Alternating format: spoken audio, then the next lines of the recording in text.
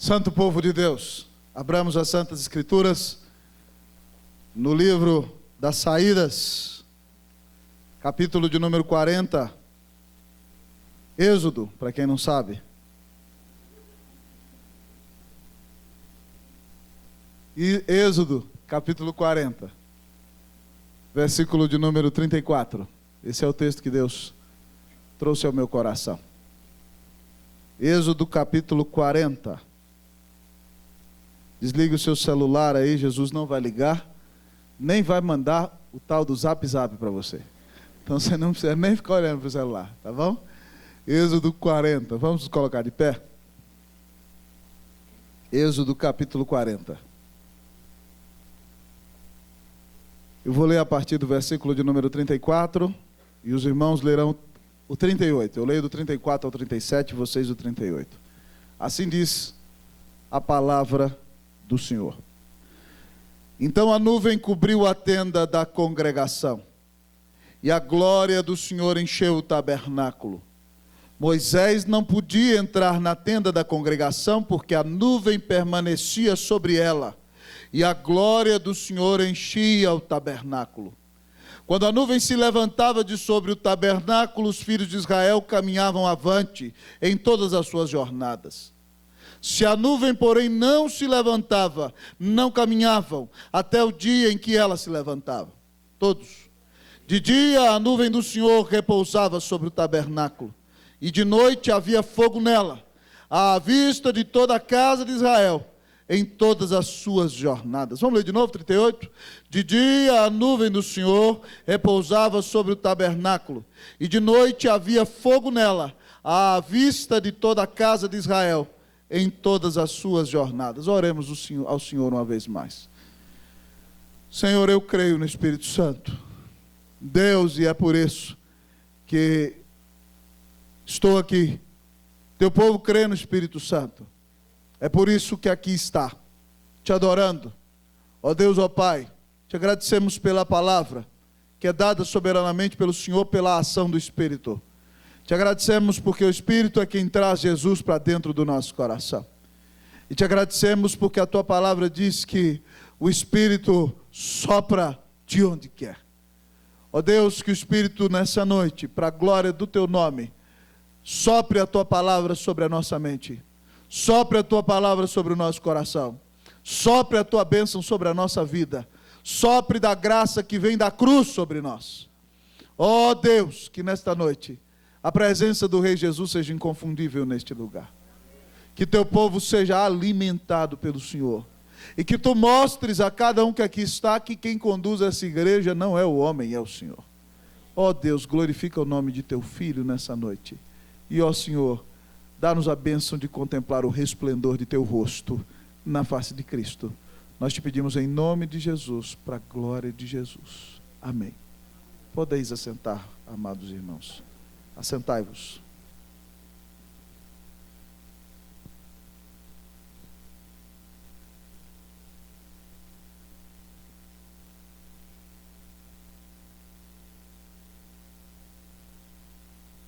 Queridos irmãos e irmãs, no começo do século XX, nos idos de 1904, acontece um grande avivamento no país de Gales. E na capital daquele país, havia um homem ateu, que costumava a zombar dos cristãos. E aquele homem se dedicava a vender pães e leites. E na época do avivamento, Deus aqueceu o coração da igreja, e o povo começa então a orar às 5 horas da manhã. Então aquele padeiro tinha o seu negócio em frente à igreja. E ele vê os crentes entrando naquela igreja com uma arquitetura antiga, com uma porta bem pesada, às 5 horas da manhã. E ele diz a si mesmo: esses crentes são um bando de bobos. Eu vou entrar ali, dar um tapa grande na porta, e entrar gritando, e dar um susto neles, e eles vão ver que Deus não existe. Então, amados irmãos, cheio de si, dominado pelo seu propósito, aquele homem entra e bate as duas mãos na porta da igreja. Pá! Quando ele entra ali, Tal é a percepção da presença de Deus, que ele cai de joelhos naquela hora e diz: Deus existe, e Ele está neste lugar. Há coisas que acontecem, amados irmãos, somente quando a igreja de fato vivencia tempos de reavivamento espiritual, tempos de enchimento do Espírito. E eu fico imaginando, querido amigo, irmão, imagine comigo se você vivesse nos dias do Antigo Testamento. E pensemos que talvez essa aqui é a tenda da congregação, a tenda do encontro no tabernáculo. Imagine você que descesse uma nuvem de glória do céu e entrasse nesse lugar de maneira que nenhum dos pastores pudesse entrar, nem você. Qual seria a sua reação? Você ficaria: uau, Deus existe e Ele está nesse lugar. Amados irmãos, isso acontece 2 vezes no Antigo Testamento. Mas no Novo Testamento, nem na história da igreja cristã, você não vê mais nuvens de glória descendo. Por quê? Porque agora a glória que o Senhor nos dá é o seu Espírito Santo. Jesus falou isso na oração sacerdotal. Eu compartilhei com ele: a glória que me tens dado. A glória que temos hoje é o seu Espírito Santo. E hoje o templo no qual Deus habita não são esses lugares de culto nos quais nos reunimos, mas é a igreja do Senhor.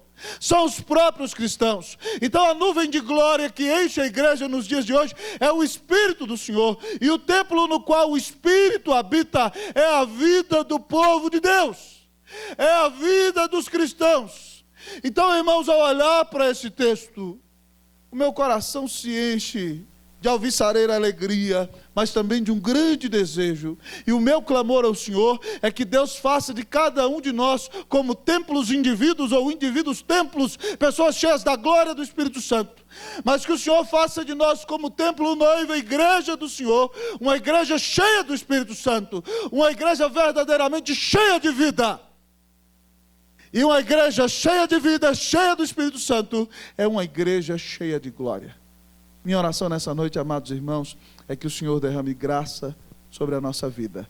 E o meu desejo, eu ficaria tremendamente feliz se, enquanto eu pregasse essa palavra nessa noite, o Espírito Santo enchesse a sua vida de sua glória, de sua presença bendita e de sua graça. Que Deus faça de nós uma igreja cheia de glória em nome de Jesus. Que Deus faça de você um cristão, uma mulher de Deus cheia do Espírito de Deus. Amém, amém e amém. E ao olhar para este texto tão lindo da palavra, nós aprendemos que uma igreja cheia de glória é uma igreja que se humilha. Uma igreja cheia de glória é uma igreja que se humilha. Leiamos o texto da palavra do Senhor, versículos de número 34, eu leio e vocês o 35. Assim diz a palavra de Deus. Então a nuvem cobriu a tenda da congregação, e a glória do Senhor encheu o tabernáculo.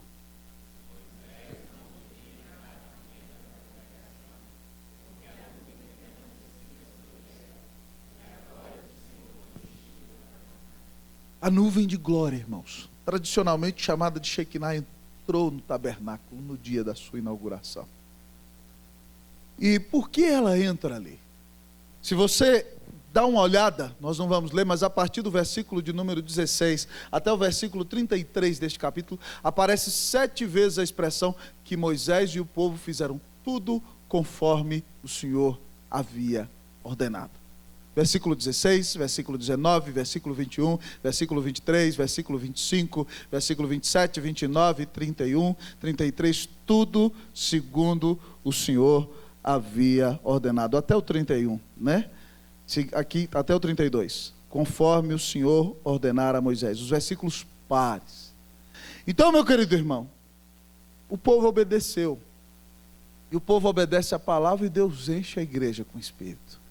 E aí o texto diz que quando a glória do Senhor entra naquele lugar, na tenda da congregação, Moisés não pode entrar. Preste atenção, querido, isso aqui é muito sério. Moisés é aquele que simboliza o mediador nessa situação. Moisés é o homem que sobe para o monte que ninguém pode subir e fica lá 40 dias conversando com Deus. Moisés é um homem que recebe as tábuas da lei da mão do próprio Deus. Moisés é o homem que no texto pregado, em algumas semanas atrás, li para vocês que a Bíblia diz que Moisés falava com o Senhor cara a cara como ninguém falava.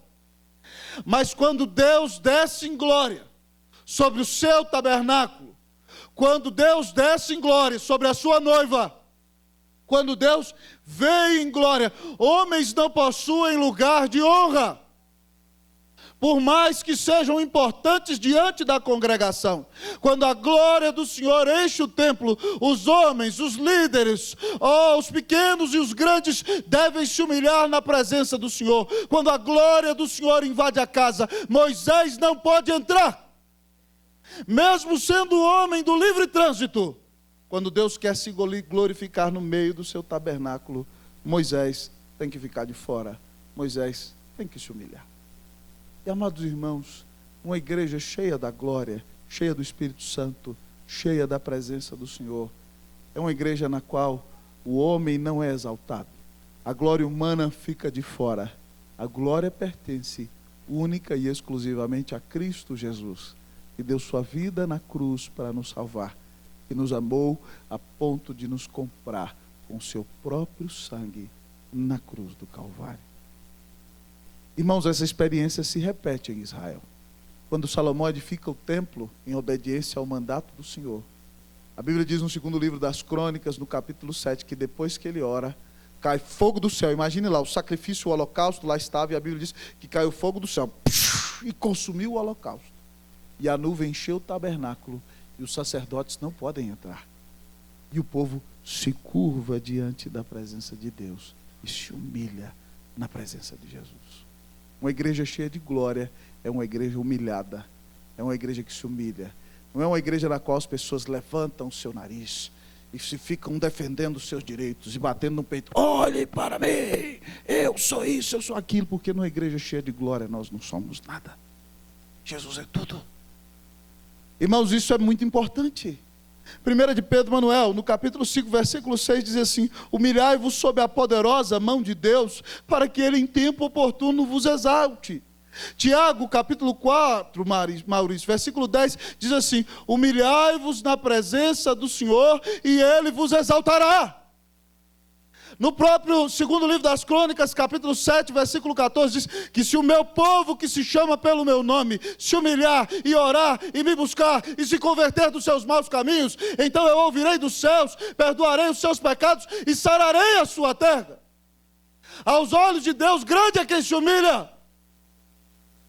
Aos olhos de Deus, grande é aquele que desce do salto e reconhece que nada é na presença do Senhor Jesus. Meu irmão, eu quero lhe perguntar nessa noite: você tem se orgulhado de alguma coisa em sua vida? Você tem se ensoberbecido de algo? Há um versículo na Bíblia que é precioso, 1 Coríntios 4, 7, diz assim: que tens tu que não tenhas recebido? Tudo que acontece de bom na nossa vida vem do trono da graça, vem da bondade do Senhor, vem de sua misericórdia, vem de seu maravilhoso amor. Certa vez o rei Herodes foi fazer um discurso, reconciliando-se com o braço do seu inimigo. E quando então ele sobe na tribuna, parece que era o melhor orador da dinastia dos Herodes. E quando ele termina de fazer o seu discurso, a multidão convulsionada se envolve em aplausos e começa a dizer: isso não é voz de homem, é voz de um Deus. E Herodes não dá glória a Deus. E a Bíblia diz que ele morre naquele exato momento, comido de vermes. Por que você faz o que faz? Qual é o seu objetivo? O homem natural é orgulhoso. Essa semana, desci em São Paulo, quinta-feira, entro no táxi, alguns colegas atrás para ir para o hotel, começo a conversar com o taxista, sabe que a gente é pastor, e ele diz: não, Deus sabe, eu sou uma pessoa que eu tento não atrapalhar. Se eu não posso ajudar, eu não atrapalho. Eu cuido dos meus filhos, eu sou uma pessoa boa e não sei o que. Eu falei: vem cá, se você morresse hoje, por que Deus tinha que deixar você entrar no céu dele? Falei: o senhor é pecador? Ele: não sou. O senhor faz isso errado. Então não adianta nada de bom que a gente faça, porque o nosso pecado ofende a Deus. E aí, como é que o senhor entra no céu? Irmãos, quando nós entendemos que nós somos miseráveis pecadores e que não existe obra nossa que possa impressionar o Senhor, então nós entendemos que o único meio que pode nos levar para o céu é Jesus.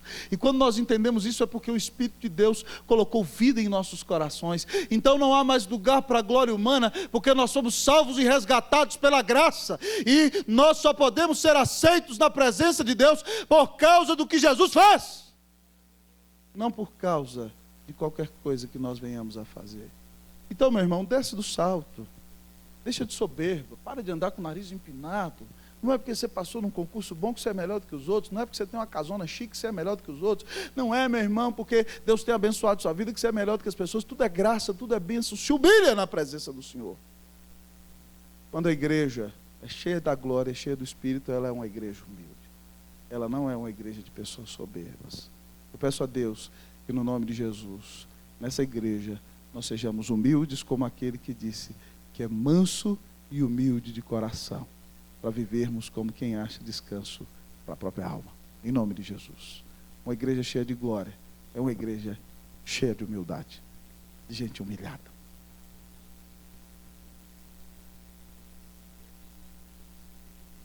Você quer ser um cristão cheio do Espírito Santo, meu irmão? Essa igreja quer ser uma igreja cheia de glória mesmo? Uma igreja cheia de glória, além de ser uma igreja que se humilha, uma igreja cheia de glória é uma igreja conduzida. Uma igreja cheia de glória é uma igreja conduzida. Vamos repetir comigo? Vamos lá?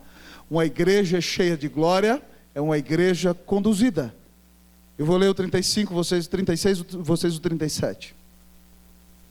Quando a nuvem se levantava de sobre o tabernáculo, os filhos de Israel caminhavam avante em todas as suas jornadas.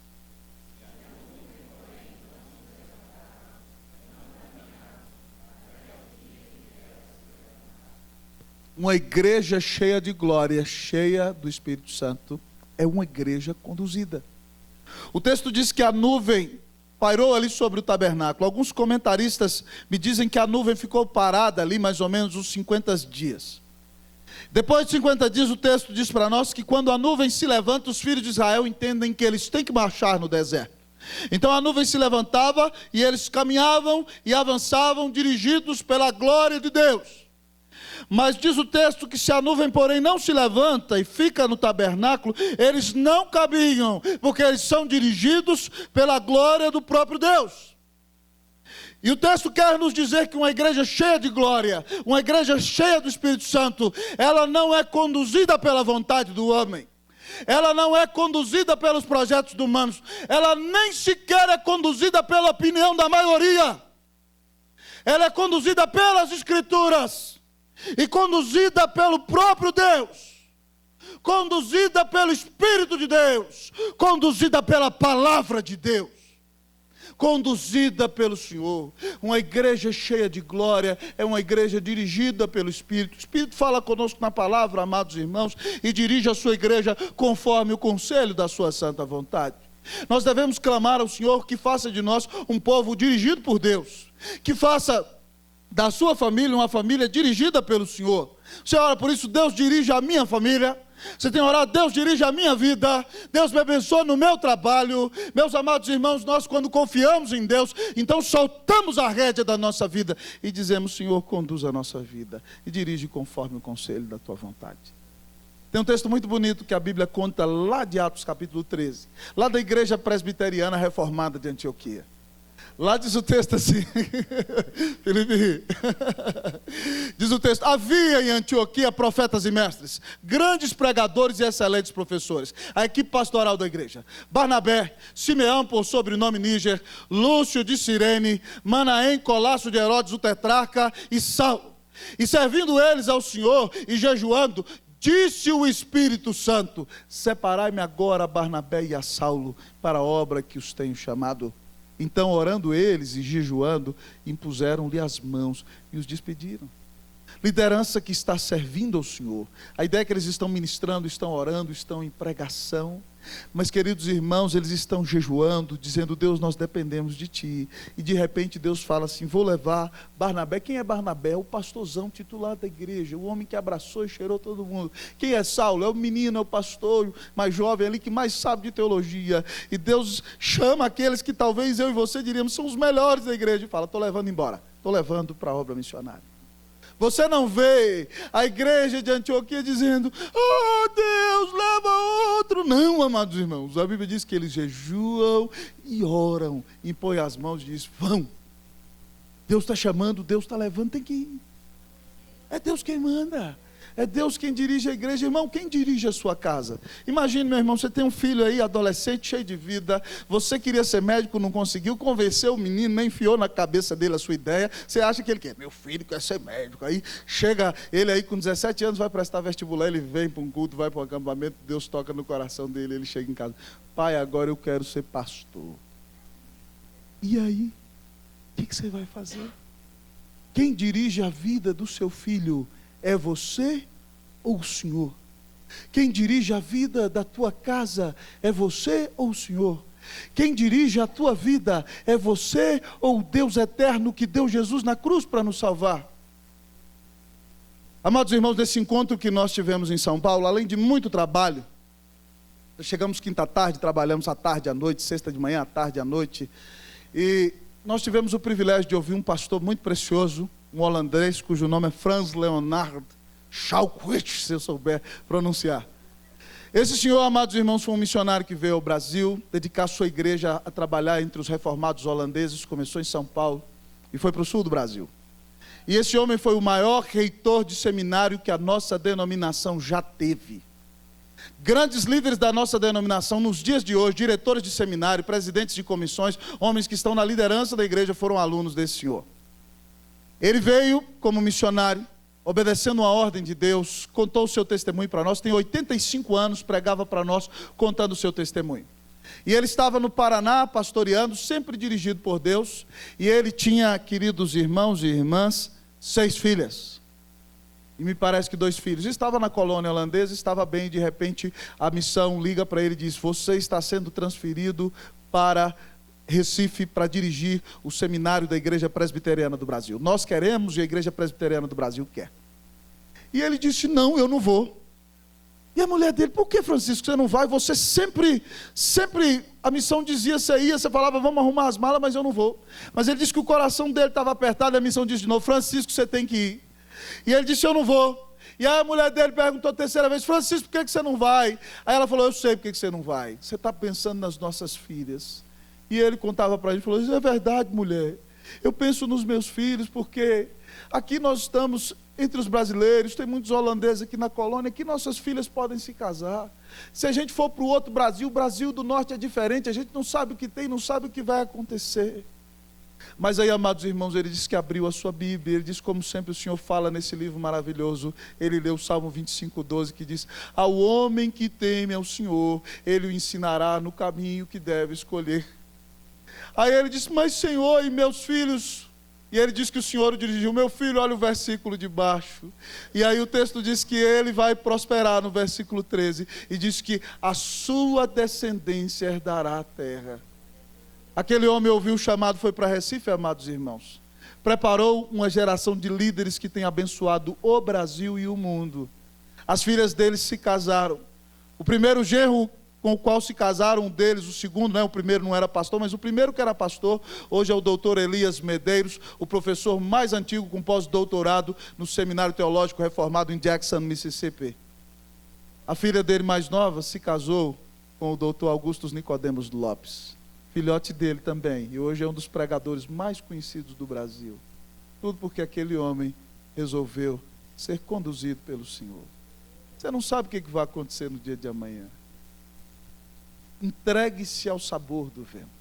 A Bíblia diz, Jesus diz que o vento sopra de onde quer, ouves a sua voz, mas não sabes de onde vem nem para onde vai. Assim é todo aquele que é nascido do Espírito. Então deixe-se guiar pelo vento que vem de Deus. pelo vento do Espírito de Deus. Diga: Senhor, sopra-me para onde tu queres, para onde tu mandares eu irei. Amados irmãos, nós não devemos querer realizar a nossa vontade. Nós temos que fazer a vontade do Senhor. Eu tenho clamado para que na Igreja Presbiteriana do Guará 2 nós não realizemos a nossa vontade. Nós temos que realizar a vontade do Senhor. Que Deus tenha misericórdia de nós. E que se nós nos ensoberbecermos, nos revoltarmos contra Ele, que Ele nos corrija com sua vara pastoral, para que deixemos a nossa soberba e aprendamos a ser humildes na presença de Jesus. Que Deus tenha misericórdia de nós, irmãos, em nome de Jesus, amém? Quem quer fazer a vontade do Senhor, diga amém. Amém. Que Deus realize a sua vontade em nosso meio. Que Deus faça de nós uma igreja cheia de glória, uma igreja cheia do Espírito. Mas o texto nessa noite, em último lugar, vem a nos dizer que uma igreja cheia de glória, além de ser uma igreja que se humilha, uma igreja humilhada, e além de ser uma igreja conduzida, uma igreja cheia de glória é uma igreja acompanhada. Uma igreja cheia de glória é uma igreja acompanhada. Vamos repetir? Vamos lá? Uma igreja cheia de glória acompanhada. Versículo 38, podem ler. 1, 2, 3, leiam.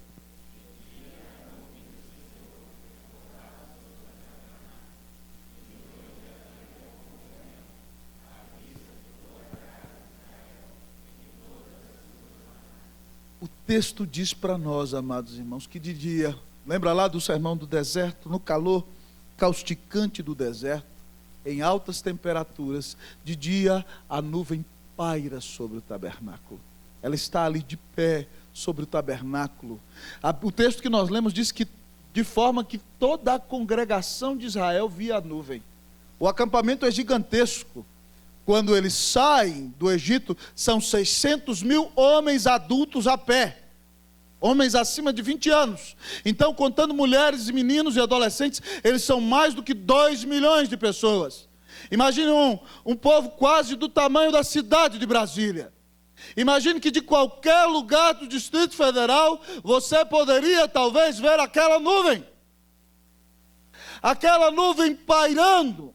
Aquela nuvem refrescando a vida do povo, no calor do deserto, nas temperaturas altíssimas, livrando das angústias, do câncer de pele. A presença de Deus era como bálsamo no meio do seu povo. E assim, amados irmãos, é em nosso meio. Quando ouvimos Jesus dizer: vinde a mim todos vós os que estáis cansados e sobrecarregados, e eu vos aliviarei. O Senhor é presença constante, é esteio na aflição, é alívio para o nosso coração. É aquele que transforma a nossa emoção, que nos dá sua bênção, sua motivação.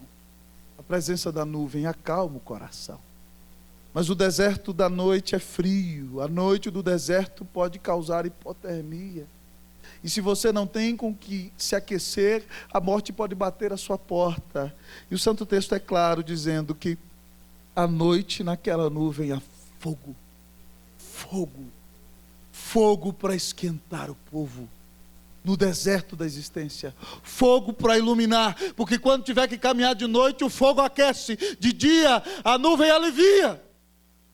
Havia fogo nela, à vista de toda a casa de Israel, em todas as suas jornadas. Amados irmãos, o mundo no qual nós vivemos é um deserto gélido. A situação é terrível, amados irmãos. Ontem, amados irmãos, no elevador do hotel em que estava, eu vi uma cena terrível. Descendo o elevador de manhã, às 6 horas da manhã, não apertei o restaurante, desci com outra pessoa, cheguei no primeiro andar. De repente, no térreo, entra 2 pessoas com a conduta sexual equivocada. 2 homens querendo portar-se como mulher. E talvez vendo ali a minha postura de pastor, o meu crachá do encontro de teologia, um deles loucamente, amados irmãos. Já que eu estou com gente adulta no templo. Se tiver criança aí, tampa o ouvido. Loucamente, começam a se acariciar para ofender. Eu falei: Deus, o que eu faço? Eu agarro na goela dos 2? Eu dou um grito aqui dentro, Deus. Eu levantei ali, irmãos, o olho para o céu e falei: Deus, tem misericórdia. Ainda bem que o restaurante era no piso de cima. Mas eu fiquei refletindo o dia inteiro, no dia de ontem, nisso. Esse mundo é um deserto gelado. A morte do pecado reina.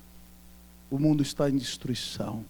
A Bíblia diz que a ira de Deus se revela dos céus com toda impiedade e injustiça contra a vida daqueles que trocaram a verdade pela injustiça, adorando a criatura em lugar do Criador. O mundo está rumo à destruição. Nós vemos o nosso país, a Bíblia conta que essa terra vai ser assolada pelo fogo. Como nós vamos subsistir? Tem dia que eu oro e falo assim: Deus, esse Brasil está cada dia pior, mas por favor, Senhor, não se esquece que no Brasil o Senhor tem um povo, não. O Senhor tem um povo eleito. Nós vemos a situação piorando, irmãos, a corrupção é cada dia pior. A violência é cada dia pior. A prostituição cada dia pior. E nós falamos: Deus, nós vamos congelar nesse deserto. Mas a Bíblia vem nos dizer, irmãos, que há uma nuvem de fogo que aquece o nosso coração. Que há um Deus do fogo que aquece a nossa alma. Que há um Espírito de Deus que enche a nossa vida. Que nos fortalece para enfrentar o deserto. Que nos dá ânimo, que nos dá alívio para nós enfrentarmos esse mundo cruel. Que nos acompanha, que nos abençoa, que não nos abandona.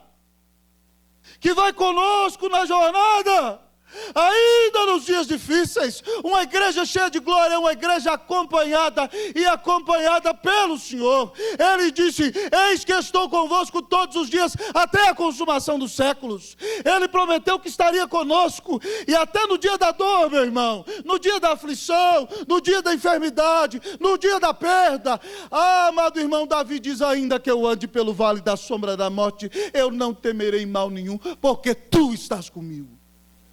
Até no dia do vale da sombra da morte Ele não nos abandona. A tua vara e o teu cajado me consolam. Ó, irmãos, nós temos um grande Deus. E ao olhar para esse texto eu pergunto: meu Deus, nós somos tão pecadores, tão contumazes, tão rebeldes. Como o Senhor não nos destrói na caminhada? Por que Ele não nos destrói nesse deserto? Porque a Bíblia diz que Deus amou ao mundo de tal maneira que deu seu Filho unigênito, para que todo aquele que nele crê não pereça, mas tenha vida eterna. Sabe por que Ele não destrói você, apesar de toda a sua contumácia? Porque Cristo já pagou os teus pecados na cruz. Porque Ele já recebeu a ira do Eterno em seu lugar. Mas por favor, não zombe de Deus. E não viva uma vida de pecado. Porque o Senhor diz em Levítico que Ele mostrará a sua santidade naqueles que se aproximam dEle. E vai ser glorificado diante de todo o povo. Mesmo que você seja redimido, não zombe do Eterno. A Bíblia diz: não vos enganeis, de Deus não se zomba. E no nome de Cristo Jesus, você clame o perdão do Senhor pelos seus pecados. Você que nos visita aqui, se você quer a companhia do Eterno, se você quer a amizade incomparável, se você quer andar ao lado do Senhor, se você quer ser amigo de Deus, creia que Jesus Cristo é o Filho de Deus. É Deus homem, que veio ao mundo para morrer na cruz para pagar os teus pecados. Que você se arrependa de viver longe dele, creia nele como seu único Senhor e Salvador. E a Bíblia diz que você será salvo, os seus pecados serão perdoados, sua vida será mudada, você vai se tornar templo, habitação de Deus. E a partir daí, a nuvem do Espírito vai te aliviar no deserto da existência. O fogo do Espírito vai aquecer seu coração, porque você vai andar cheio da presença de Jesus. Eu quero perguntar para você, amado irmão, ao olhar para esse texto: você é um crente cheio de glória? Sua família é uma família cheia da glória? Nós somos uma igreja cheia da glória? Eu me pergunto, minha liderança é uma liderança cheia de glória? Não só meus benditos presbíteros, como a minha vida, os diáconos desta igreja são homens cheios de glória?